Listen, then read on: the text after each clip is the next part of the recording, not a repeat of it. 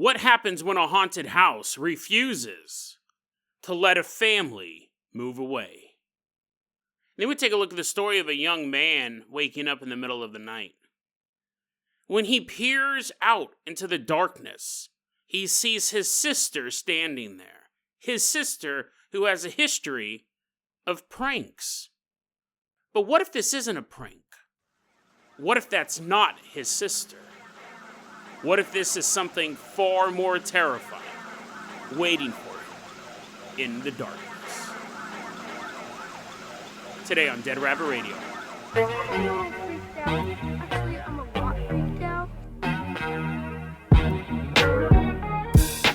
Hey everyone, welcome back to another episode of... This isn't actually just another episode, this will be our Halloween episode. I actually laughed there. Hey everyone, my name is Jason Carpenter. I'm having a great day. Hope you guys are having a great day too. Welcome to our Friday episode. Wait, when's Halloween? It's on Thursday. Ah, man. Listen, here's the thing. This episode will come out on Halloween. I don't know. But anyways, I'm glad that you're here. I'm glad that you're either spending Halloween with me or literally any other day with me. I wouldn't have it any other way. We got a lot of stuff to cover today, so first off, running into Dead Rabbit Radio Command, everyone get on your feet and give it up for Andrea. Woohoo, yeah, wee, haha, yeah, she's running on into Dead Rabbit Radio Command. Andrea has been doing what I always recommend people to do, spread the word about the show. It doesn't matter if you can donate money or not. If you can get the word out, that means so much, and that's what Andrea has been doing. Because Andrea told her sister Emily about the show, and then Emily emailed me to tell me that Andrea's birthday is November 5th, so I figured what a great way to support somebody who supports the show. So Andrea, happy upcoming birthday. Thanks for spreading the word about the show. You are going to be our captain, our pilot this episode. If you guys can't support the show financially, do what Andrea did. Tell your friends, tell your family, tell everyone you know. Dead Rabbit Radio is your favorite paranormal show. That is how you can help the show grow.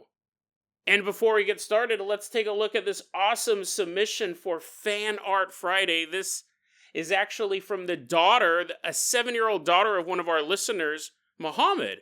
Mohamed's been spreading the word about the show. Mohamed actually recently sent in that story about the Jinn, the Jinn car ride, the Jinn Carpool. I love that story, it's fantastic. And his daughter drew this for us. So there is a picture of Dead Rabbit. I think this is the first time we've seen his legs. I think this is the first drawing where he's ambulatory, but I absolutely love that drawing. Mohamed's daughter, thank you so much for sending that over. Great Fan Art Friday submission. Thank you so much. Andrea, let's go ahead and get this party started. I'm going to toss you the keys to the Jason Jalopy, but it's all decked out in Halloween decorations. Makes it kind of hard to steer. There's a giant pumpkin where the steering wheel should be. Andrea, drive us out of Dead Rabbit Radio Command. We're going all the way down to an old house. As you're driving out there, quick reminder, November 8th through the 10th, Port Gamble Ghost Conference in Port Gamble, Washington. I will be speaking there on the 8th. It's going to be a great time. The whole weekend's going to be great. I really love going to these ghost festivals. Pete Orbea puts on a fantastic one up in Port Gamble, Washington. So I'd love to see you guys there. Port Gamble Ghost Conference, November 8th through the 10th. For more information, go to portgamble.com. Andrea's driving us out in the Jason Jalopy. We're headed out to this old house.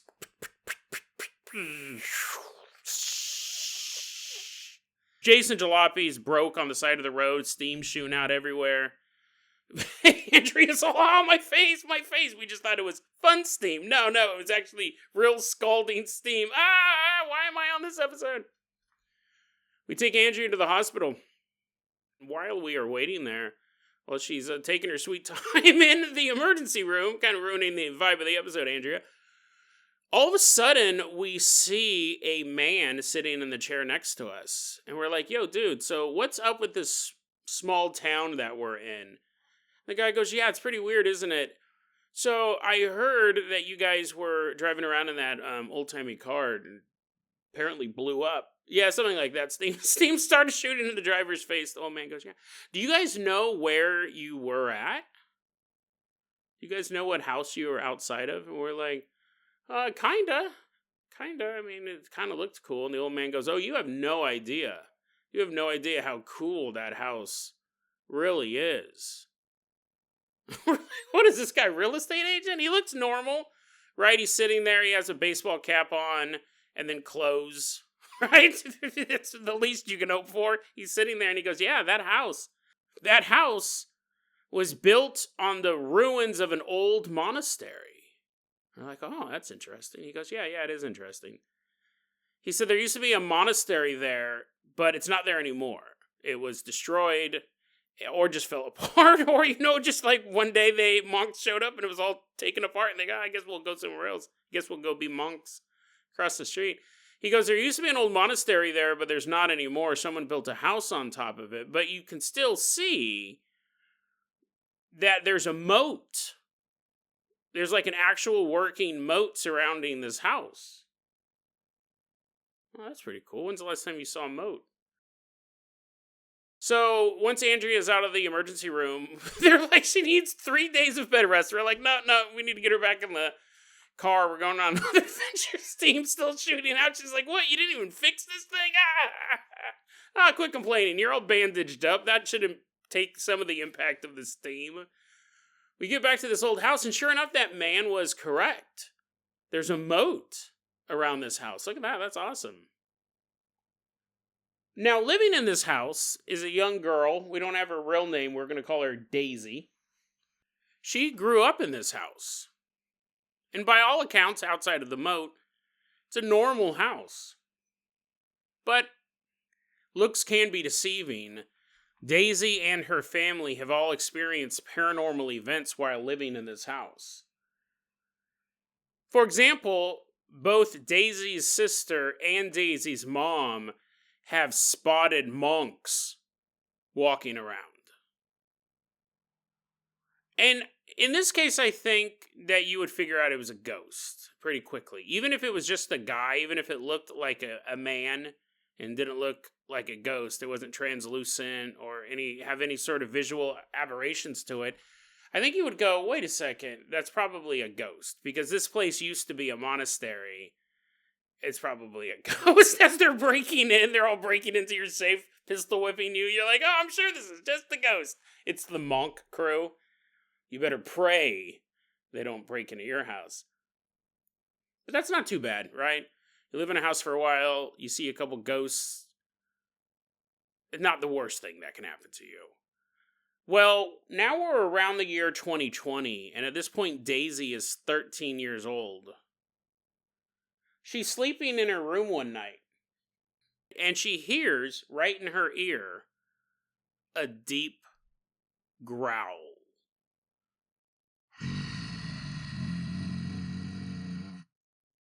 And it startles her.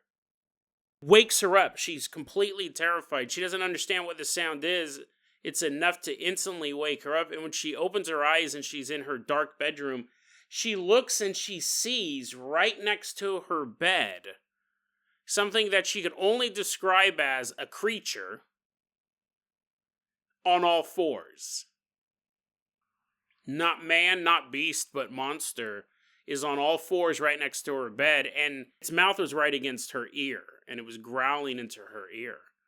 Just off pure instinct, pure survival instinct, Daisy finds herself swinging at this creature.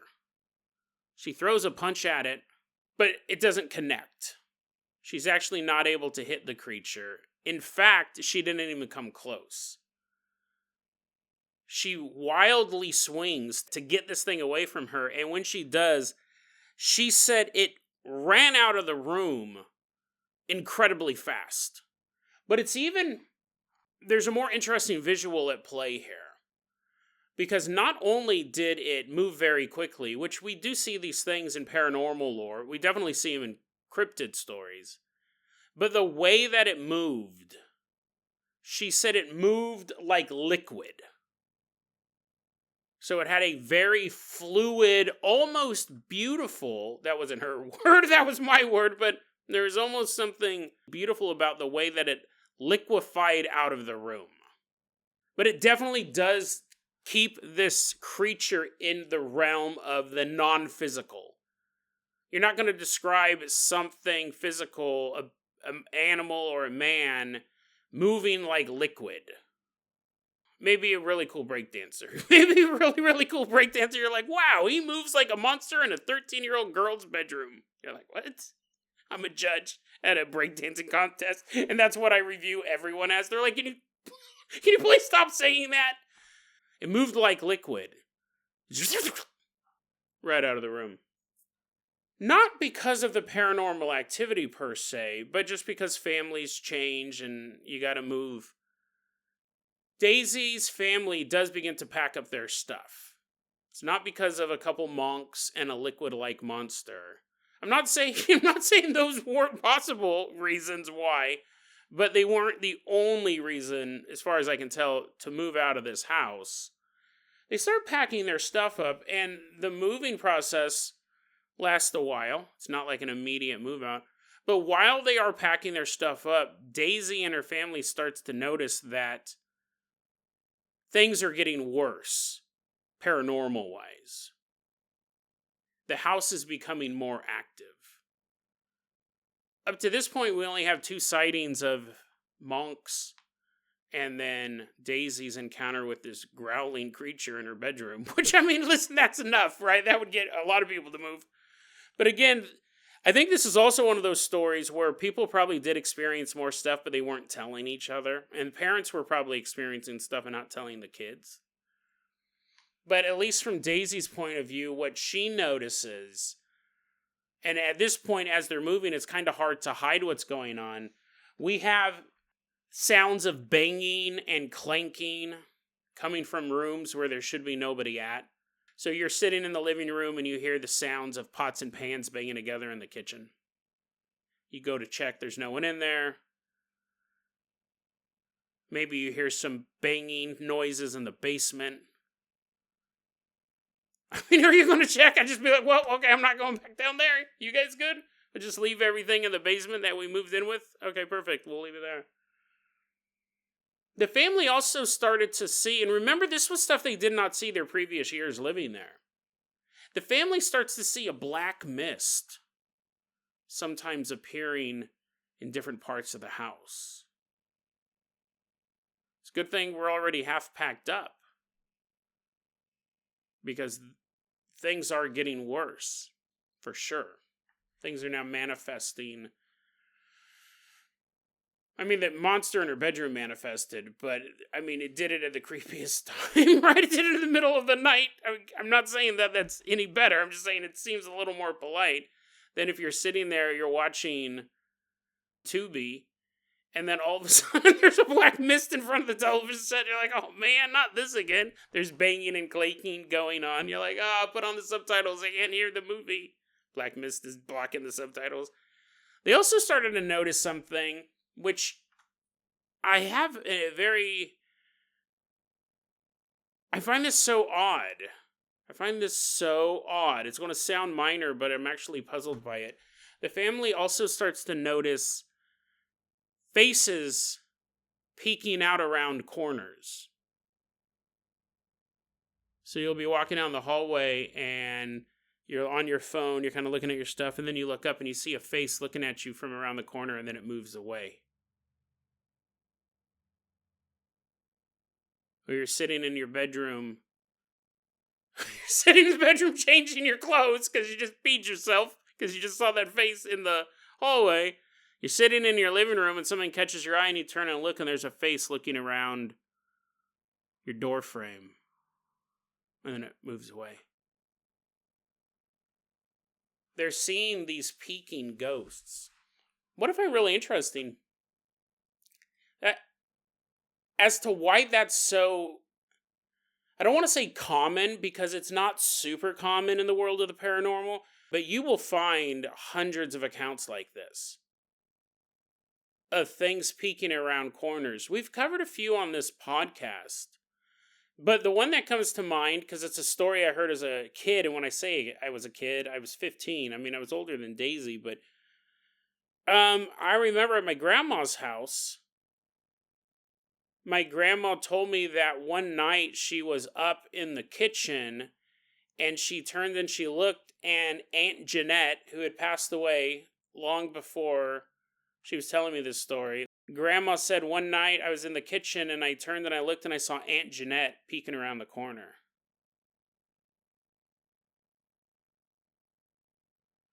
And I remember hearing that story. I was like, well, okay, gotta go change my pants now, Grandma. She's like, aren't you 15? Didn't you stop having those accidents? What is it about that? Why do ghosts or spirits find that? I mean, it's super creepy. Why are they doing that? Is it possible that it is easy? I mean, I have a couple guesses, right? One is that it would be easier to manifest just the head than your entire body. So maybe they're embarrassed. They're like, oh, their arms are all in the wrong spot. They only have 3 toes on each foot. They're all like, oh man, I haven't figured this out yet. Is it that? Is it the fact that that's all they can manifest? In my grandmother's story, if I remember correctly, she turned and looked and saw Aunt Jeanette looking around the corner, and she didn't quickly move away. Aunt Jeanette's spirit didn't quickly look away. It was just there for a moment. It was looking at Grandma. It was like you were peeking on someone, spying on them, and then it either slowly moved out of view or didn't. I think my grandma's the one who left. Like, you just walk away. But I don't remember. I don't remember that, honestly. My grandmother's passed away by now, but that always terrified me. My grandma always had this weird little hallway next to her kitchen, and I could see that happening. It was always dark. It was always so dark over there. So is it possible that it's easier for the ghost to manifest in that? Is it also because a hallway or like a door frame, it is a transitional space. It is a space that separates you, the current occupant of this room, from another space. So hallways are perfect transitional spaces, but anytime you have a corner, you basically have one room and then an unseen room next to it or adjoining it. And is it possible that the paranormal can appear more readily in these transitional spaces? The kids these days would call them liminal spaces. But if you think about, you have life and death, and ghosts, by their very nature, are in a transitional phase between the two. They're not alive. They are dead, but they haven't moved to the realm of the dead. They're in transition. So is it a weird universe, matrix, spiritual thing going on? That a ghost can exist more in a transitional space, or easier to manifest in a space like that? Those are just theories that I've had. First time my grandma told me that story, I wasn't thinking anything like that. I was just really scared by the story. But as I run into these accounts more and more, I just read a story the other day that has something very similar to this. People peeking out from around corners. I don't know, it's an interesting... I bet you, too, that a psychiatrist, there might be a psychiatrist or a psychologist or a vision expert or something like that. They may have a more skeptical theory, and I'd be curious to hear that. But whatever the case is, this does happen. It doesn't happen in every haunting, not at all. But it happens in enough of them that there's a pattern that makes you think, why is it easier for them to appear like this as opposed to other places? Well, everything gets moved out of the house. And as Daisy and her family visit the house one last time to kind of go in and make sure everything's moved out, make sure they're not leaving anything behind, make sure that they want to have one more heart attack before they go. Daisy said, we went back into the house after everything had been emptied out of it, and we realized something. We were talking about this as a family. We realized that it wasn't until all of our stuff was out of the house that we could truly feel what a heavy atmosphere there was in the house. With all of their stuff gone, it felt different. Not good different either.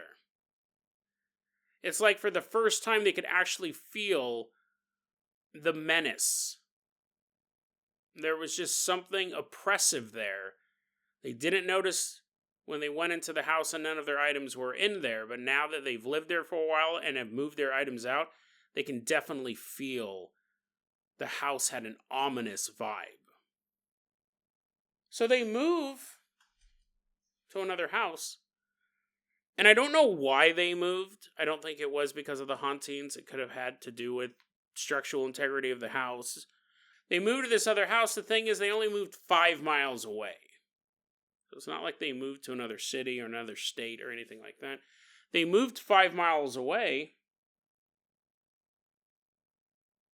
And when they get to this new house, they're like, oh man, this place feels pretty cool, right? No oppressive vibe. No ominous stuff, right? The kids are like, nope, no ominous stuff. And the dad's like, well, then we are home. Shortly after they move in, this house becomes haunted as well. They have a whole new host of weird occurrences happening to them, which we don't get a lot of detail in, but 2 stand out. One of them is, this is not something they had at the previous house. One of them is that in this new house, you could hear the sound of a little girl's voice. Hey, I hope you like this house. It's pretty cool, isn't it? Ring around. I don't know if she actually did creepy childhood rhymes or anything like that. Could have just been the indistinct murmuring of a little girl. Could have just been like, I play with Dolly this time. Dolly, Dolly, wash your hair. Dolly, Dolly. And you're like, okay. I mean, listen, man. In the pantheon of creepy stuff, I mean, there's just something naturally creepy about little girl ghosts. I don't know if it's because of little girl ghost movies, or if there's something just naturally off-putting about little girl ghosts. I don't know if it's... because sometimes that happens, right? I don't think I would have such a fear of brushing my teeth and looking down to spit into the sink and then looking up and seeing a monster behind me. I don't think that fear would have ever existed if I hadn't seen it 1,000 times in horror movies throughout my life. I probably wouldn't even think of it. Probably wouldn't be something that would occur to me. So I wonder if that's why little girl goes singing nursery rhymes or just reading the NASDAQ. They're just reading the newspaper and you can hear them talking about, oh, the stock market sure did take a beating today. I mean, they would both be off-putting. And I don't know if it's because of horror movies or if it's just because there's something creepy about little girls' voices to begin with. But I think it's more the movie thing. So they hear this little girl voice, which they didn't have before. This new house is haunted by a potpourri of paranormal events. You've added on the little girl voice. And then when Daisy wrote this online, she wrote it underneath the name Lucy11. That was very interesting because it kind of just reading it and kind of presenting it to you in the order that I read it, the order that she wrote her notes about what happened. She said, oh yeah, in this new house, as well as our old house, Daisy wrote this at the end. She goes, oh yeah, we also have this thing. It happened one time at the old house, and it happened one time here at the new house, where you would hear a voice proclaiming to be Beelzebub. I was like, wait, why did she talk about that? She's like, oh, we have a moat, and there's some monks walking around. I was like, she never mentioned that in the beginning. That's that's what I would title the post. My house thinks it's Beelzebub. But it only happened once at the old house, and it only happened once at the new house, along with other various hauntings. So the question is that we have here is, did the ghost follow them? You could argue, listen, this used to be a monastery.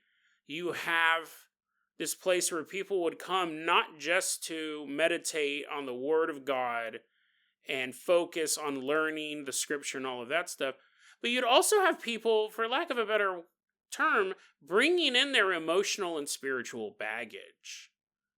You would have people who would be monks because they felt a calling to the Lord. But you'd also have people, and I'm not knocking them, I'm not saying don't do this, But you would have people who had deeply, deeply sinned in their lives, had made horrible choices, and ended up hurting themselves and those that they love. And it's not that they ever had a calling since childhood to be a monk, but they found as an adult they needed atonement.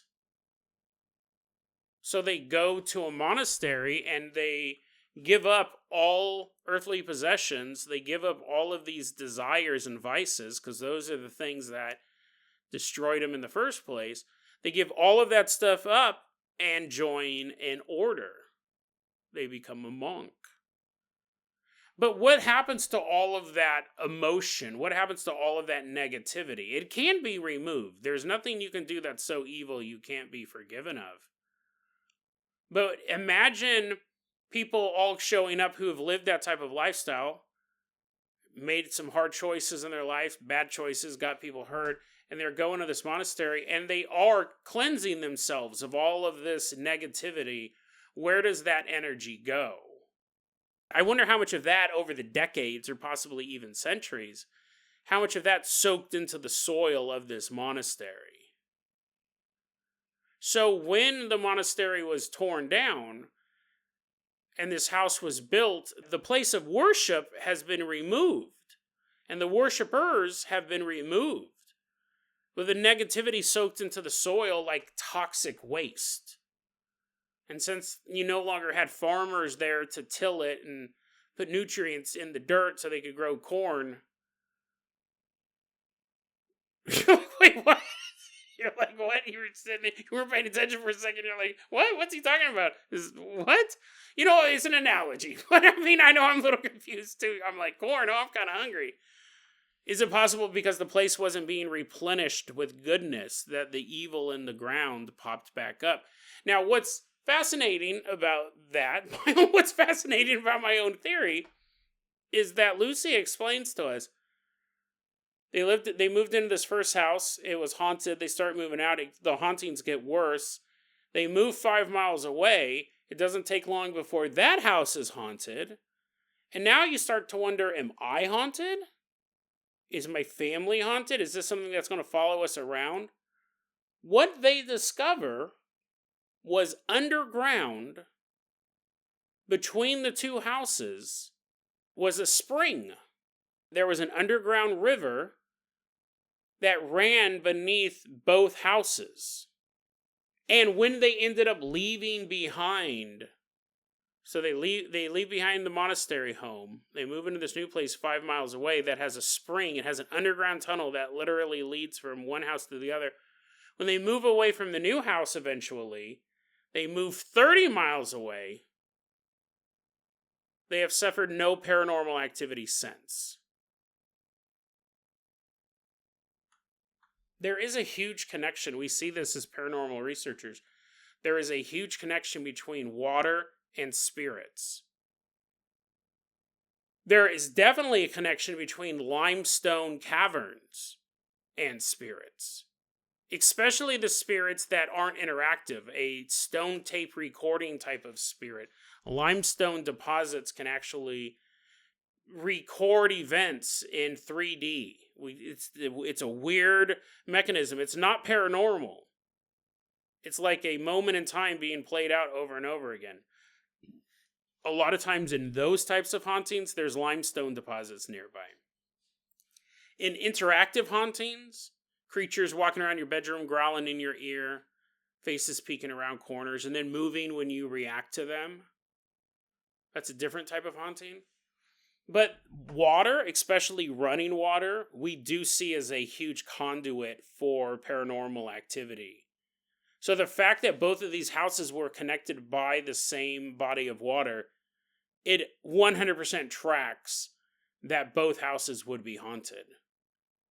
I think the family living in the monastery and moving down to the other house, I think that they would notice that more. If someone just moved into the house down the hill that was 5 miles away from the monastery, they may not notice it. They may hear the name Beelzebub, or maybe not.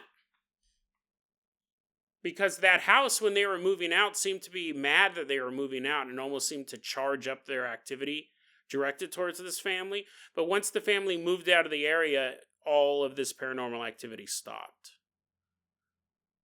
So very interesting kind of cause and effect here with the body of water and the ghost following them to that house, but not another house.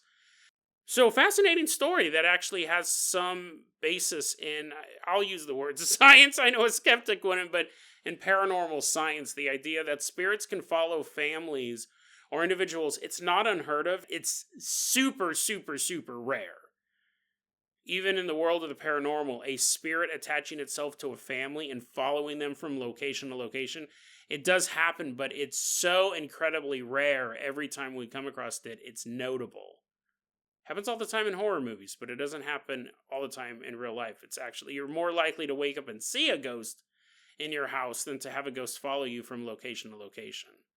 It does happen, but it's super duper, ooper rare. But this one, they were able to kind of figure out why it followed them. And then you just have the creepy faces. Everything else is creepy. The monster in the room, faces peeking around corners. A great Halloween story. We've actually run out of time for the next story. We're going to have to move that over to the next episode. So, Andrea, you will be back on another episode of Dead Rabbit Radio because I want to make sure everyone who gets a shout out does get to fly the Carpenter Copter. We've just kind of run out of time. You're like, Jason, what do you have planned? You're obviously holding something back. Well, first off, I want to say that next week will be a short week of Dead Rabbit Radio, and it'll be the end of season 26. This has been a long, crazy season. So we're just going to have a couple episodes out next week. Then I'm going to be doing the Ghost Conference November 8th through the 10th in Port Gamble, Washington. So I hope to see you guys there. But if I don't, you guys will be there in spirit. Get it? Because it's ghosts. Get it? But that's not why I'm stalling for time here. But I will be taking a 2-week break after the Ghost Conference, so I'll be back around Thanksgiving. We don't have enough time to do the sister story, though, so I decided we did this last year, and maybe this will be a tradition. Because you're like, Jason, if you have enough time to do this, you have enough time to tell the story. I'm going to read you a book I did not write, so it's very likely that I might get copyright strikes for this. But it's the perfect Halloween book, and I will read it to you now. And Jason, just tell the other story. How long is this book? It's A Tale of Two Cities. I was like, I don't have enough time to tell this story, but instead, it's the best of times. It was the worst of times. No. Today we're going to read for Halloween, because it's super adorable and spooky, depending on your point of view, Teeny Tiny Ghost by Rachel Matson. It's this book that I have.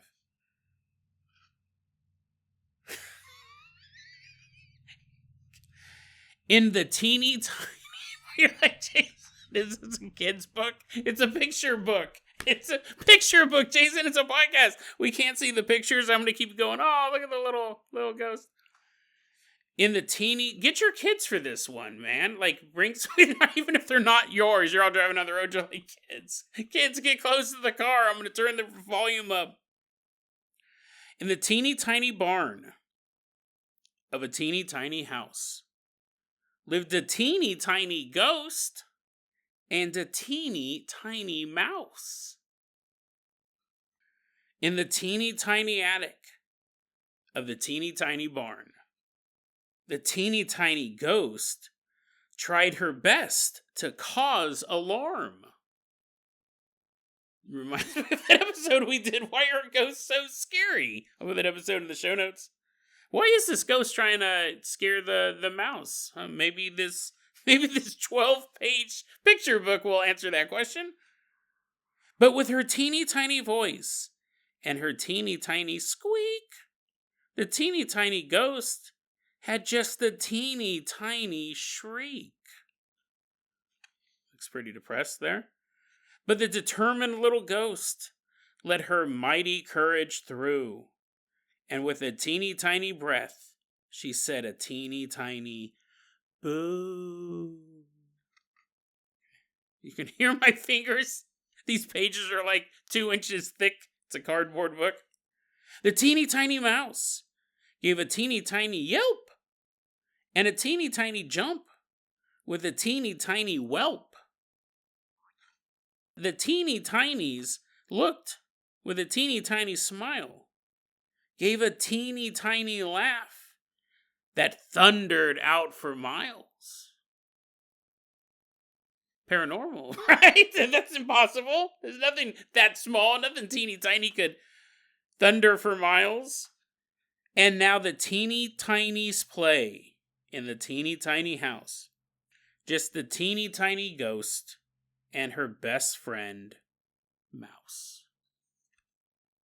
So there you go, Teeny Tiny Ghost. We read it last Halloween. I don't know if it was actually here, Jason. It wasn't for the Halloween episode, the spookiest of all episodes. You did read it.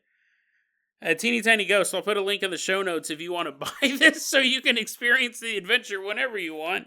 It's 12 pages of cardboard-filled adventure. No, I really like this book. This is books up in my background during my...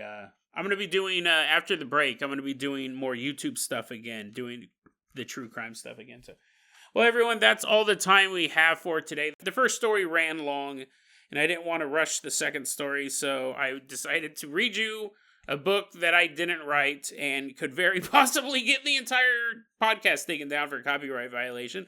But I hope not. I hope that everyone heard this podcast goes to read for themselves. Buy it. Teeny Tiny Ghost by Rachel Madsen.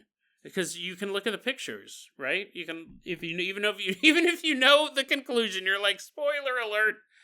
Hope you guys all had a happy Halloween. Sorry didn't have time for the second story, but we will cover that next time. Andrea, you will be back to fly the Carpenter Copter. Thank you guys so much for listening to the podcast. Everyone's like, no, we shut it off when you started reading the book. You're just talking to yourself. No, I'm sure you're still listening, right? I know you're still listening. Out of everyone else, you stuck it out. You listened to that book. So your name's probably Rachel Madsen. You're like, yeah, I listened to the book and I called my lawyer shortly afterwards. Hope you guys all have a safe and happy Halloween. I hope you guys got lots of candy, lots of treats, and I hope you guys have an awesome weekend. Let's go ahead and wrap this bad boy up. deadrabbitradio@gmail.com is going to be our email address. You can also hit us up at facebook.com/deadrabbitradio. TikTok is @deadrabbitradio. Dead Rabbit Radio is the daily paranormal, conspiracy, and true crime podcast. You don't have to listen to it every day, but I'm glad you listened to it today. Have a happy Halloween, have a great weekend, and I will see you next week.